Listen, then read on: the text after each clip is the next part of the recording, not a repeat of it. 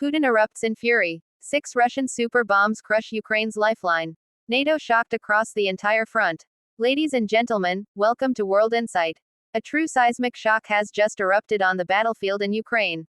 Vladimir Putin has issued his most hardline signals since the beginning of the year, and this time, these are no longer probing moves.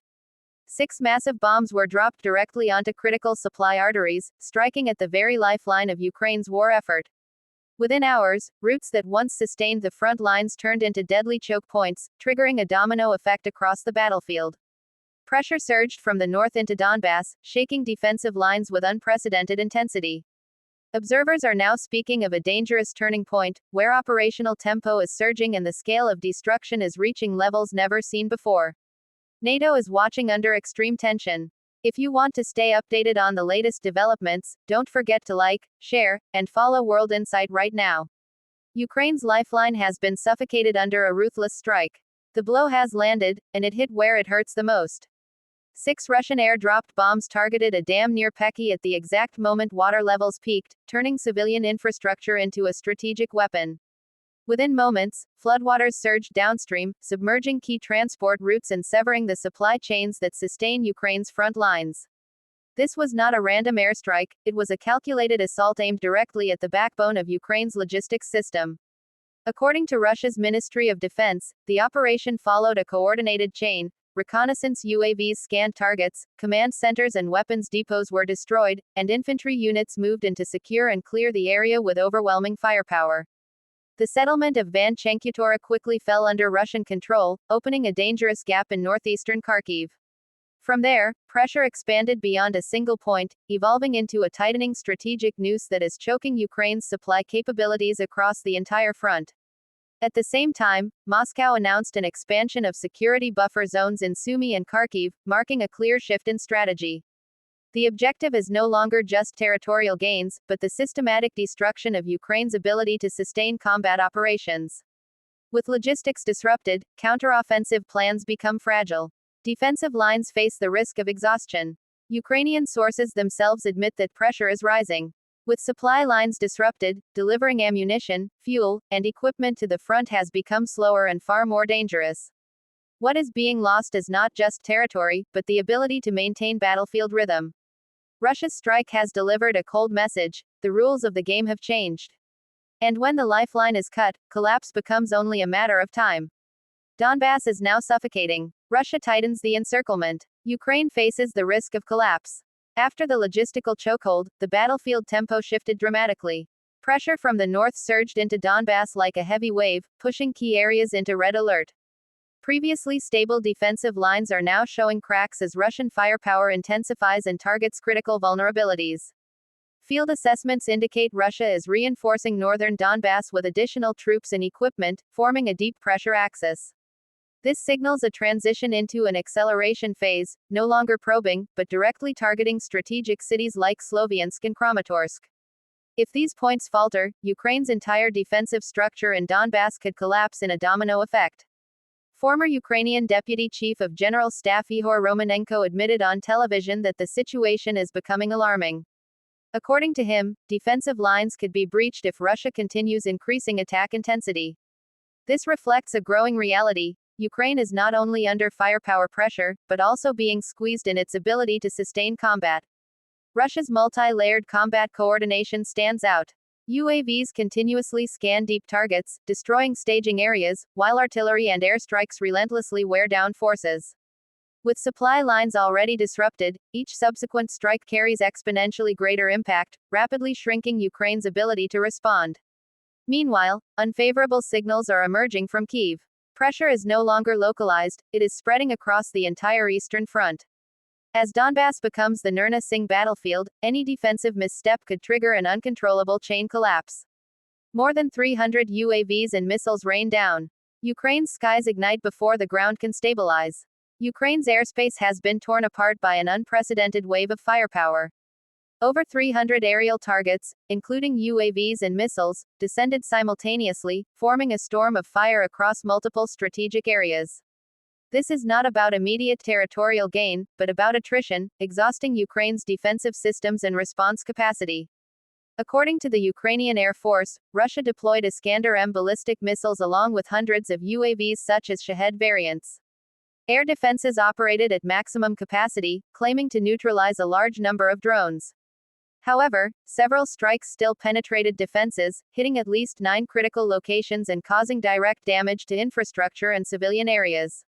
In southeastern regions, the city of Dnipro recorded significant damage. In Odessa, port infrastructure, vital to logistics chains, was struck, affecting warehouses and supply facilities. These strikes are not symbolic, they target key nodes sustaining both economic and military flows. The intensity and rhythm are crucial. UAV waves rotate continuously, forcing air defenses into overload. Once radar systems reveal their positions, they risk being targeted by anti-radiation missiles like the Kh-31, creating a deadly cycle between detection and survival.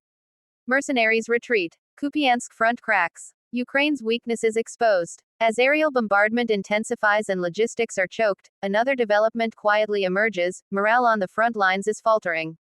In Kupiansk, once considered a stabilizing defensive point, reports indicate foreign mercenaries are retreating in disarray after heavy losses. Ukrainian security sources confirm that some foreign fighters from the 13th National Guard Brigade have abandoned their positions. One example is Thiago, a Brazilian fighter, who deserted after witnessing a level of brutality far beyond expectations. This is not an isolated case. Many others have withdrawn or terminated contracts to return home. Their accounts reveal alarming issues: fragmented coordination, inconsistent command, and diminishing survival chances under relentless Russian firepower.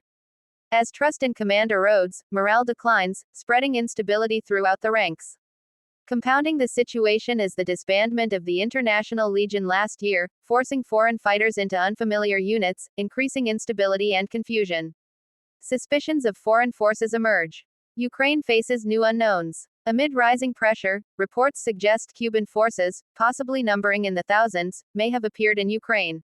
If confirmed, this would significantly alter the battlefield picture. Washington has reportedly forwarded intelligence to Congress, indicating seriousness.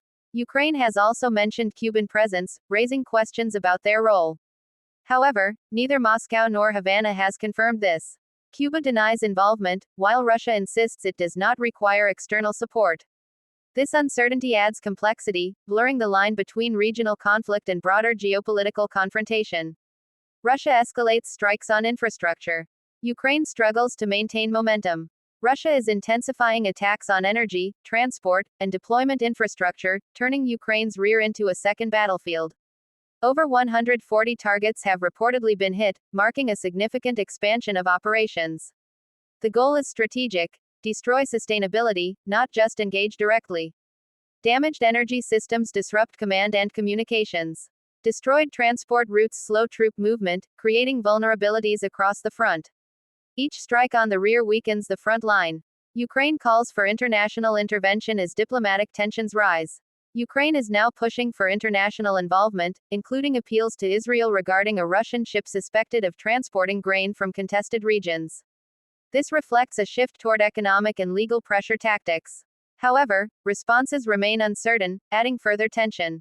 Ukraine enters a critical phase. With both front and rear under pressure, Ukraine is being drawn into a full-scale war of attrition. Logistics, infrastructure, and morale are all under strain. This is no longer just a battle for territory, it is a contest of endurance. Whoever sustains momentum longer will hold the advantage. And right now, Ukraine faces one of its toughest tests yet. Meanwhile, beyond Ukraine, another flashpoint emerges. A second vessel linked to China has breached a strategic maritime blockade, challenging U.S. enforcement credibility. The ship, associated with a sanctioned network, passed through without interception, highlighting potential systemic gaps. This has escalated tensions further, with China supporting Iran's stance and emphasizing freedom of navigation. The strait has become a test of power, where each vessel measures real enforcement capability. At the same time, Donald Trump signals a shift toward negotiations with Iran after previously declaring a full blockade. Iran, however, stands firm, refusing to abandon uranium enrichment and demanding massive compensation. Psychological warfare intensifies, with Iran leveraging media narratives to challenge U.S. credibility. As global tensions rise, from Ukraine to the Middle East and beyond, the world edges closer to a multi-front geopolitical crisis. Every hour now carries greater risk. And the question is no longer whether the situation will change, but how fast, and in which direction.